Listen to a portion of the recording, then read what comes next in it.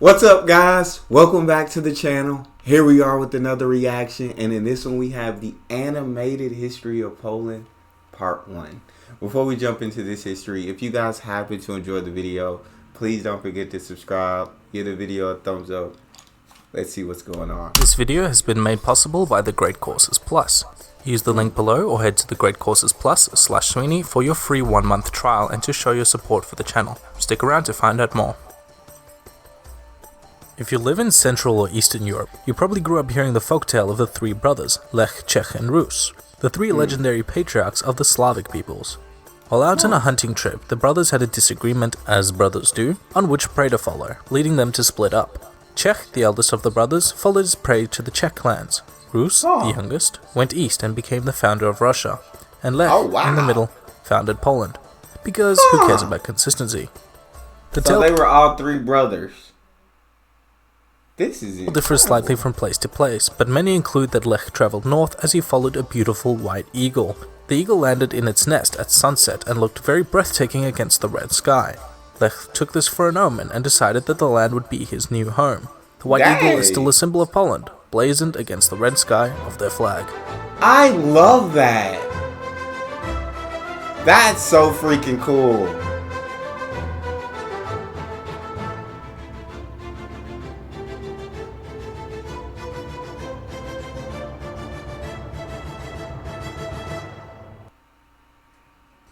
Indeed, Poland did begin with Slavic settlements. The Slavs are likely a civilization that emerged as remnants of the early Indo-European peoples who had migrated out of the Caucasus. From their homeland in Central Europe, they began to expand and migrate in response to the weakening of the Roman Empire. You'll remember this from previous episodes as the Great Migration period. The Poles loved their new home, which they shared with Germanic tribes from Scandinavia and the occasional Asian nomadic raiders. The Slavs of Poland were organized into smaller tribes living in and around the Baltic Sea and the Vistula River Delta. They united under Poland's first official leader, Mieszko.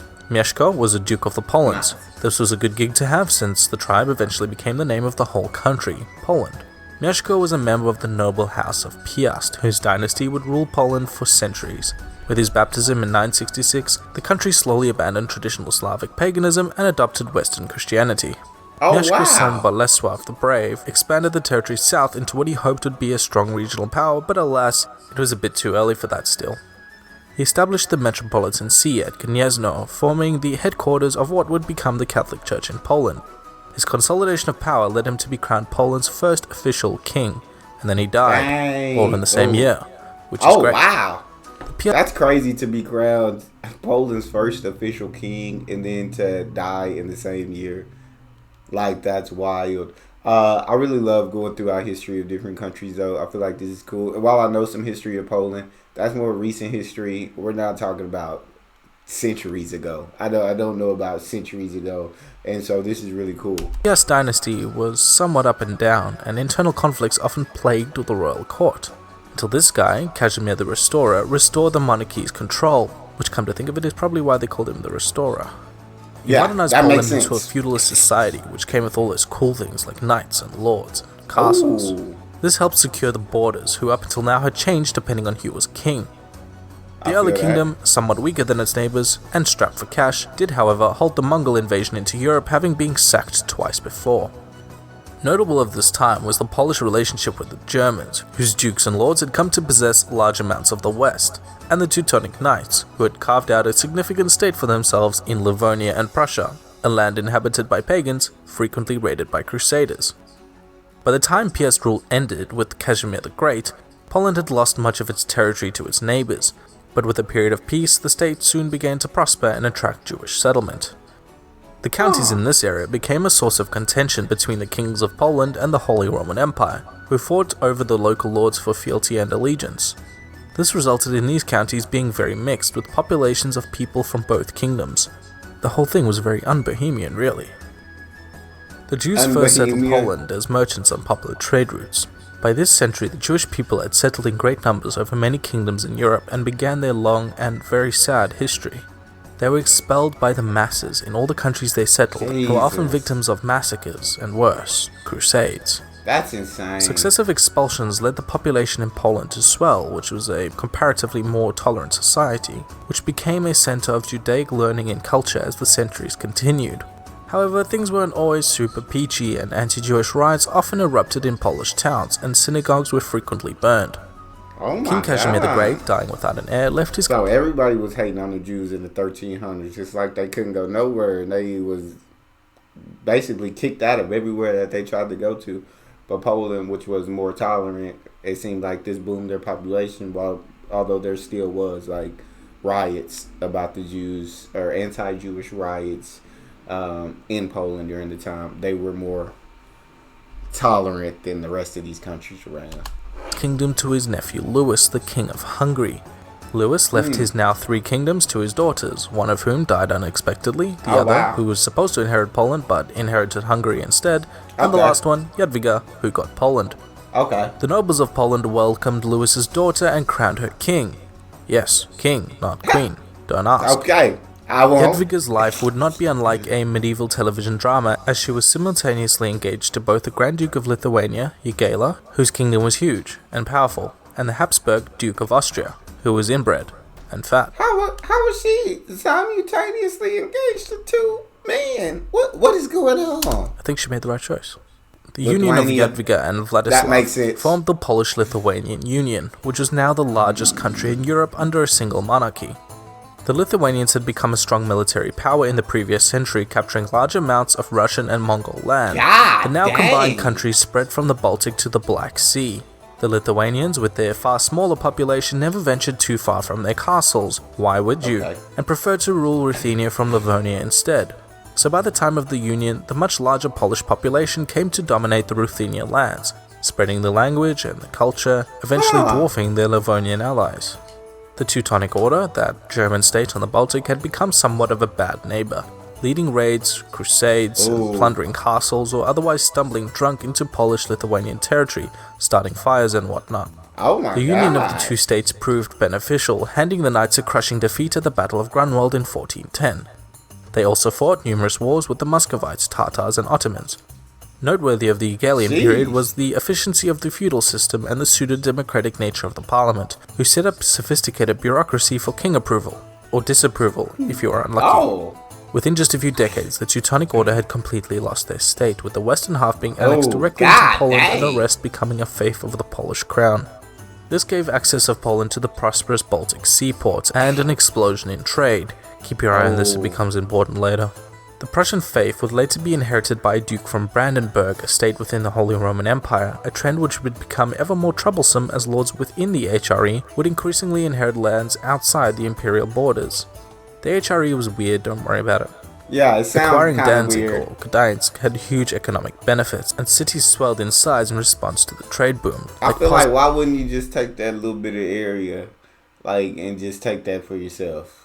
It's just right there. It's weird for someone outside of those borders to also rule inside of those borders, but I just thought they'd absolutely take that area for themselves. I don't know. Poznan, Lwów, What do and I the capital know? Kraków, and most notably Warsaw. Warsaw, or Warszawa in Polish, was up to this point just a small fishing village. Legend has it that a fisherman named Warsz happened upon a mermaid in the Vistula River named Shawa. The two married and found the town of Warszawa.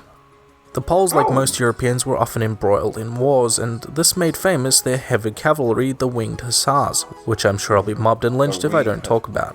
Initially a contingent of Hungarian mercenaries, the Hussars soon became an elite shock cavalry so powerful they allowed the Poles to win many otherwise hopeless battles. The Hussars became the envy of Europe, the most powerful and disciplined heavy cavalry the Middle Ages had ever known, and are still a matter of intense national symbolism of Poland.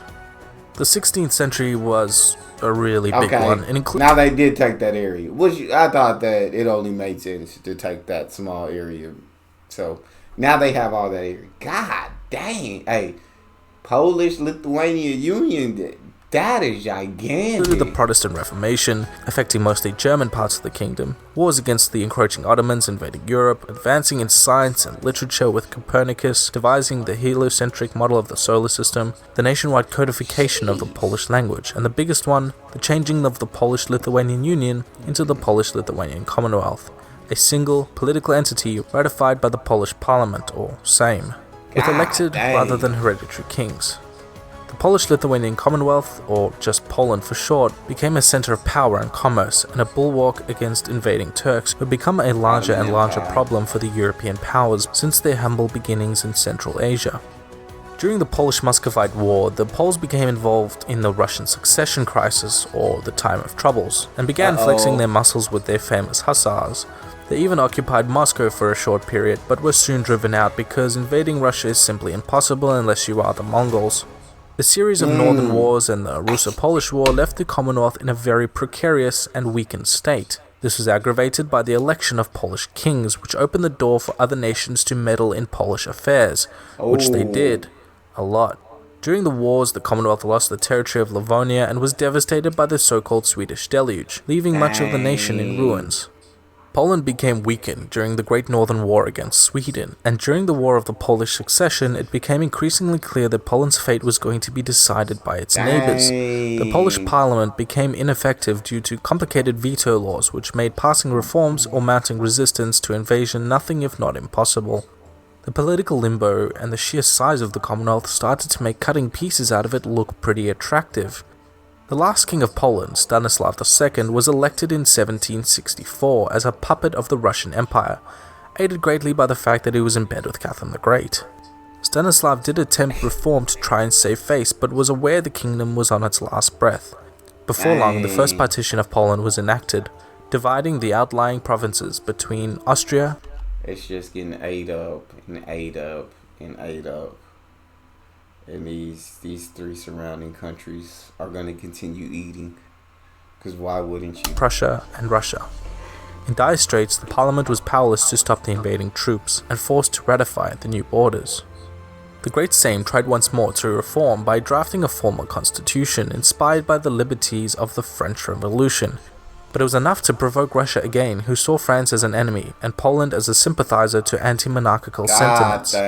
Pro- and anti-constitutional forces became embroiled in a war, and Russian forces invaded to broker a defeat to the Republican movement.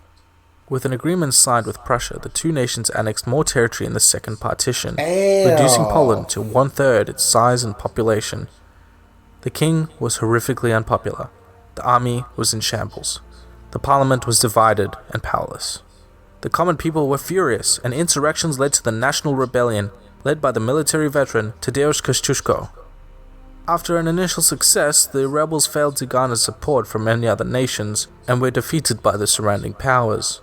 In 1795, the Austrians, Prussians, and Russians decided to put an end to the rebellious Poles and invaded them from three sides. The Third Partition of Poland, as it became known, wiped Poland off the face of the map for the next century. Millions of Poles now found themselves subject to whichever nation they were divided into, isolated from one another, and Poland ceased to exist. Now, as you all know, if you've ever picked up a map, Poland did indeed return as a sovereign nation, but we will have to get to all of that in part 2. In the meantime, if you're interested in learning more, why not head over to the Great Courses Plus. I'm going to skip the sponsorship, which I believe is the rest of the video. But that was a cool part one to kind of get to learn more history. Like I said, I didn't know a lot of this. I knew that at one point Poland disappeared, so I kind of knew that history. But it just sounds like they did it to themselves because they were a humongous nation.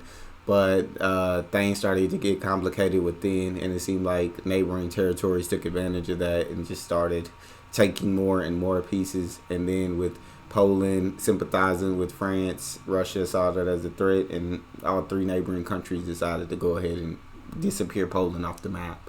Let me know what you guys think of that video, that history. That was cool to kind of get to see it, like starting from like BC and started seeing it in 1025, and it was just really interesting. That's all we have. If you guys enjoyed that, please don't forget to subscribe, give the video a thumbs up, and check out the next one. I'll see you guys next time.